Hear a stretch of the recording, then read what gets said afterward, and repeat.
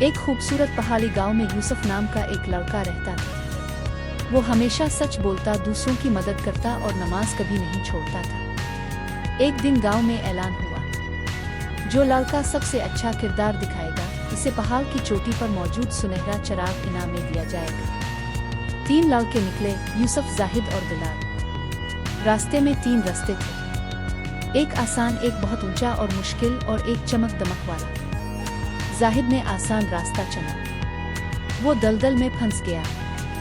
بلال چمک والے راستے پر گیا، وہ گمراہ ہو گیا۔ یوسف نے مشکل مگر سیدھا راستہ چنا۔ چلتے چلتے دعا کی، اللہ مجھے ان لوگوں کے راستے پر چلا جن پر تو نے انعام کیا ہے۔ آخرکار وہ چوٹی تک پہنچ گیا۔ چراغ اس کے ہاتھ میں تھا اور گاؤں والے تالیاں بجا رہے تھے۔ جو لوگ صبر، ایمان اور سچائی کا راستہ چنتے ہیں، اللہ انہیں کامیابی اور عزت کا انعام دیتا ہے۔ اگر آپ کو ہماری یہ کہانی اچھی لگی ہو، لائک کریں اور ہمارے چینل کو سبسکرائب کریں۔